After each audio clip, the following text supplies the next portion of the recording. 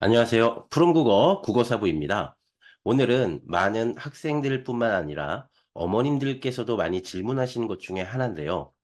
우리 아이가 성적이 조금은 부족해요. 내신 등급으로 뭐 3등급, 4등급, 5등급, 조금 더 하면 6등급까지요. 그렇지만 어떻게 하면 조금 인서울 대학에 좀 갈 수 있지 않을까요? 아니면 조금 더 좋은 대학에 갈 수 있지 않을까요? 라는 질문입니다. 제가 오늘 등급은 조금 부족하더라도 어떻게 하면 인서울대학에 아니면 조금 더 이름 있는 대학에 갈 수 있는지 그 방법을 설명을 드리도록 하겠습니다. 오늘 이 영상을 처음부터 끝까지 다 시청해 주시면 그 방법에 대해서 확실하게 알게 되실 수 있습니다. 자, 우선 내신 성적으로 대학 가기. 자, 가장 기본적으로는 내신 성적을 잘 받아서 대학에 가는 것이 가장 유리하겠죠. 그러기 위해서는요, 내신 성적을 관리하는 부분에 있어서 선택과 집중을 정확하게 하는 것이 매우 중요합니다. 물론, 많은 어머니들께서 알고 계시는 것처럼 과목별 단위수를 정확하게 체크하셔야 되겠죠. 여기서 그런데 중요한 포인트가 있습니다. 바로 뭐냐면요. 학년이나 과목, 그리고 학교에 따라서 단위수가 조금은 다른 부분이 있을 수 있다라는 겁니다. 그러니까 내 아이가 다니는 학교의 단위수를 정확하게 파악해서 그 단위수에 맞춰서 공부를 하시는 게 매우 중요합니다. 특히 사탐이나 과탐, 이 탐구 과목에 대한 단위수가 조금 다른 경우들이 있거든요. 그러니까 그 부분을 조금 더 명확하게 파악하실 수 있도록 하시면 매우 유리합니다. 또한 학생부 교과 전형과 학생부 종합 전형, 내 아이는 어떤 전형에 조금 맞는지 그것에 따라서 맞춤형으로 성적을 조금 관리하는 게 좋습니다. 자, 예를 들면 내 아이가 학생부 종합 전형으로 국어 국문과를 지원하려고 해요. 그러면 당연히 국어 성적이 좋아야지만 되겠죠. 그렇게 지원하는 전형이나 그 과목에 맞춰서 성적 관리를 해주시는 게 좋습니다. 자, 여기까지는 일반적인 이야기일 수 있어요. 자, 그러면 이 다음 진짜 중요한 이야기는 지금부터 시작입니다. 내신이 2등급, 3등급, 4등급의 대학 입시 결과는 사실 매우 다릅니다. 그렇죠. 보편적으로 내신 2등급의 일반고 기준입니다. 일반고 기준으로 봤을 때 내신 2등급이면 건국대, 동국대, 홍익대, 그다음에 숙명여대 아니면 국민대, 숭실대, 세종대 이 정도의 학교를 단국대까지 갑니다. 3등급 학생 같은 경우에는요. 일부 여대 정도 갈 수 있거든요. 그리고 4등급 같은 경우에는 일단 경기권을 넘어서야 되겠죠. 그런데 이렇게 등급에 따라 실제 대학 입시의 결과는 매우 다르지만 실제 차이는 작을 수 있습니다. 이 실제 차이가 작다라는 게 뭐냐면 제가 학원에서 수업을 하다 보면요. 아이들이 성적표를 가지고 와요. 그래서 아이들이 선생님 저 4등급이에요. 그러면 저 그래서 되게 못 봤어요. 못해요. 이렇게만 생각하는 경우들이 많습니다. 이게 무엇을 뜻하는 거냐면요. 4등급도요. 4등급 턱걸이인 학생이 있고요. 그게 아니라 4등급에서 가장 높은 4등급인 학생도 있습니다. 그러니까 우리가 내신 등급이라는 것은 그냥 1등급, 2등급, 3등급만 있는 것이 아니라 3.1, 3.2, 3.3, 3.4, 3.5, 3.6 이런 식으로 되어 있다라는 거죠. 그러니까 실제 이 학생이 등급은 4등급일지라도 보여지는 것은 3등급 학생하고요. 틀린 문제 수로 따졌을 때는 한두 문제에 지나지 않은 경우들이 되게 많습니다. 그런데 학생들은 어떻냐면 4등급이라는 사실만으로 그냥 좌절하는 경우들이 의외로 많습니다. 그러니까 내 아이가 입시에 있어서 조금 더 좋은 결과를 유도하려면 어떻게 하는 게 가장 좋으냐?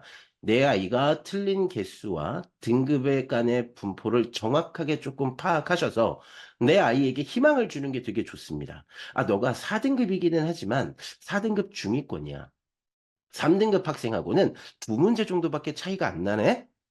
이렇게 이야기를 해주면 이 아이가 희망이 생깁니다. 선생님, 제가 3등급하고 두 문제밖에 차이가 안 나요? 그렇지. 너가 그러면 과목별로 두 문제 정도씩만 더 맞으면 3등급 정도가 될 수 있고 인서울 여대 정도는 갈 수 있습니다. 아니면 인서울 대학에서도 광운대, 뭐 상명대, 그다음에 뭐 한성대, 인서울 대학이지만 비인기 대학이라고 비인기 이런 표현 해도 되나? 고 대학에 갈 수 있다는 뜻입니다. 그런데 학생들은 그냥 등급만 보고 자신을 그냥 스스로 '아 난 못해.' 그러니까 희망이 없어지는 거죠. 희망이 없어지니까 공부를 더 하게 되는 게 아니라 덜 하게 되는 거예요. 그런데 희망을 보여주잖아요. 그러면 '아 내가 그러면 두 문제만 더 맞을 수 있도록 내신 대비를 쪼끔만 더 일찍 하면 되겠구나. 쪼끔만 더 많이 하면 되겠구나.' 이렇게 희망을 보여줬을 때 내 아이가 달라진다라는 사실입니다. 그래서 실제 차이는 등급 간의 실제 차이는 의외로 작을 수 있으니까 3, 4, 5 등급 기준으로 선생님이 이야기하는 겁니다. 실제로 작을 수 있으니까 내 아이에게 정확하게 이야기를 해 줘서 희망을 가질 수 있도록 하는 게 가장 좋다고 보여집니다. 자, 그다음으로요. 내 아이에게 정확한 목표를 심어 주는 게 되게 중요한데요. 네이버에 "대학 어디가?"라고 검색을 해서 어디가 사이트에 들어가게 되잖아요. 그러면 대학별로 입학 성적을 확인하는 것이 가능합니다. 그래서 내 아이가 대학별로 입학 성적을 3.5 등급 정도 되는데 덕성여대를 갈 수 있네? 어떤 등급에 따라서 또 구체적인 대학을 이야기하면 쪼끔 애매할 수 있지만 어 어떤 대학을 갈 수 있네? 이렇게요. 성적에 대한 부분 그리고 대학을 갈 수 있는 부분에 대한 것을 희망을 정확하게 데이터로 보여주잖아요. 그러면 아이들은 희망이 생깁니다. 그렇게 해 주시는 게 가장 좋습니다. 그다음으로요. 탐구 과목에 대한 성적 관리인데요. 이 부분은 오늘 매우 잘 들으셔야 됩니다. 특히 이과 학생들 같은 경우나 문과 쪽으로 대학을 지원하는 학생들도 마찬가지예요. 간혹가다 이런 학생들이 있습니다. 자, 2 학년인데 "선생님 저는 이과로 대학을 진학할 예정입니다. 그래서 과학을 열심히 하려고 과학을 3 과목을 선택했습니다." 라고 하는 경우들이 있어요. 그래서 "너의 등급이 몇 등급인데 현재 4 등급 정도 됩니다." 자, 잘 생각해 보세요. 이과로 대학을 가려고 하는데 탐구 과목은 그러면 전부 다 성적에 반영이 되겠죠. 그런데 나의 등급이 한 4 등급 정도로 나는 공부를 아주 잘하는 학생이 아니에요. 그런데 전부 다 성적에 반영되는 과목으로만 3 과목을 선택하게 되면 공부에 대한 부담은 엄청나게 많아지겠죠. 왜? 3 과목 다 성적이 잘 나와야 되니까요. 그러니까 이럴 때는 과탐 과목을 3 과목을 선택하는 게 아니라 한 2 과목 정도만 선택하고요. 한 과목은 사탐 과목을 선택하거나 진로 과목을 선택을 통해서 나는 대학 입시에 반영하는 과탐 과목 2 과목에만 집중해서 공부할 수 있게끔 그래서 성적을 관리할 수 있게끔 선택하는 것이 유리합니다. 자, 다시 핵심만 요약해 볼게요. 내 아이의 성적이 쪼끔 부족할 때는 대학 입시에 반영되는 과목을 너무 무리하게 많이 선택하지 않는 것이 좋습니다. 한 2 과목 정도만 선택하고요. 3 과목까지는 선택하지 않는 것이 훨씬 더 성적 관리에 유리합니다. 자, 그다음으로요. 선택 과목에서 자신의 성적에 맞게 화작이나 엄매, 내신을 선택할 때 훨씬 더 유리합니다. 그런데 이 부분은 되게 유의하셔야 될 부분이 있어요. 보통 학생들이 이런 말을 많이 하거든요. "선생님 저는 수능에서 엄매를 할 거라서" 엄매가 문법이거든요. "문법을 할 거라서 내신도 문법을 선택하려고 합니다." 이런 경우들이 많습니다. 그런데 이것은 잘못하면 내신 등급의 하락이 유발될 수 있습니다. 이게 왜 그러느냐면요. 자, 잘 들어보세요. 실제 대학 입시를 준비하면서 내신을 선택할 때요. 엄매가 제가 문법이라 그랬잖아요. 문법은 아무래도 공부할 부분이 많죠. 그러다 보니까 내신 과목을 선택할 때에도 어떤 현상이 벌어지냐면 대부분의 성적이 낮은 아이들은 화작 선택을 많이 하고요. 공부를 잘하는 아이들이 문법인 엄매 선택을 많이 합니다. 그런데 우리 학교가 절대 평가라면 상관이 없는데 화작과 엄매의 선택이 상대 평가인 경우들이 있습니다. 그런데 잘 생각해 보세요. 엄매는 이미 성적이 우수한 아이들이 선택을 했죠. 그런데 상대 평가예요. 그렇게 되면 내가 공부를 잘하는 아이들 속에서 경쟁을 해야 되죠. 그러다 보면 잘못하면 나의 등급이 쪼금만 실수해도 급격하게 하락할 수 있습니다. 그래서 이 점을 상당히 유의하면서 선택하셔야 돼요. 그래서 저 같은 경우도 아이들을 상담할 때요. 내신 등급이 한 3등급 정도나 4등급 정도의 학생인 경우에는 무조건 내신으로 화작을 선택하라고, 특히 상대평가인 경우에는 무조건 화작을 선택하라고 합니다. 왜냐하면요, 3등급 학생이 화작을 선택하잖아요. 그러면 1, 2등급이 나오는 대다수의 한 80% 정도의 학생은 엄매로 빠져 있습니다. 그러면 3등급이었던 학생이 화작을 선택하는 순간 자신의 내신 등급이 1등급으로 바로 올라가게 됩니다. 무슨 말인지 이해가 되셨죠? 그래서 화작과 엄매를 선택할 때는 우리 학교가 상대평가인지 절대평가인지 그 부분을 먼저 파악해서 선택하시는 것이 내신 성적을 관리하는 데 훨씬 더 유리합니다. 다음으로 국어 성적만으로 대학 가기, 아마 이 내용을 가장 많이 기다리셨을 텐데요. 제가 이 부분에 대한 이야기를 지금부터 드리도록 하겠습니다. 국어 성적만으로 대학을 가는 방법은요, 논술 전형을 통해서 가는 것이 가장 유리합니다. 에이, 누구나 다 알잖아요. 아, 잘 들어보세요. 자, 논술 전형에서요, 여학생들은 여대를 적극적으로 지원하는 게 좋습니다. 그리고 남학생들 같은 경우는요, 아주대나 가천대, 경기대, 수원대 등 약수령 논술 대학을 지원하는 게 좋습니다. 이게 왜 그러는 거냐면요. 잘 생각해 보세요. 내 아이의 내신 등급이나 수능 등급이 대략 한 4등급이라고 칠게요. 4등급이 지금 제가 이야기 드렸던 성신여대나 덕성여대나 아주대, 가천대 이쪽 대학을 가면 완전 괜찮겠죠. 4등급 학생이 간다라면요. 3등급 학생이 간다고 하더라도 괜찮겠죠. 자, 왜 그러느냐? 1등급 학생이 성신여대나 아니면 아주대, 가천대를 지원할까요? 안 합니다. 2등급 학생이 수시에 여대나 아주대, 가천대를 보통 지원할까요? 보편적으로 하지 않는 경우들이 많습니다. 특히 인서울 같은 경우에는요. 인서울 고등학교인 경우를 이야기 드리는 겁니다. 그러다 보니까 자연스럽게 3등급 정도의 학생이 여대의 논술 전형을 쓰거나 아니면 남학생이 아주대, 가천대, 경기대의 원서를 쓰게 되잖아요. 그러면 3등급 학생이 거의 탑입니다. 이해가 되셨나요? 그렇다라면 내 아이가 국어만 3등급 정도가 나올 정도로 공부를 하게 되면 논술 전형에서 압도적으로 유리한 위치에 있을 수 있게 되는 겁니다. 어떤 의미인지 아시겠죠? 왜? 1, 2등급 학생은 그 대학을 지원하지 않는 경우들이 훨씬 더 많으니까요. 이해가 되셨습니까? 자, 물론 각 대학별로 수능 최저 등급을 확인해야 되겠죠. 그래서 자신이 최저 등급 통과가 가능한지도 확인을 해서 지원을 하시는 게 좋습니다. 그런데 또 이런 얘기들이 있어요. 수능 최저 등급이 없는 대학은 경쟁률이 많잖아요. 자, 그 말은 거꾸로 생각해 볼게요. 수능 최저 등급이 없는 대학에 지원하는 아이들은 대부분의 성적이 부족한 아이들이 많다라는 뜻이기도 합니다.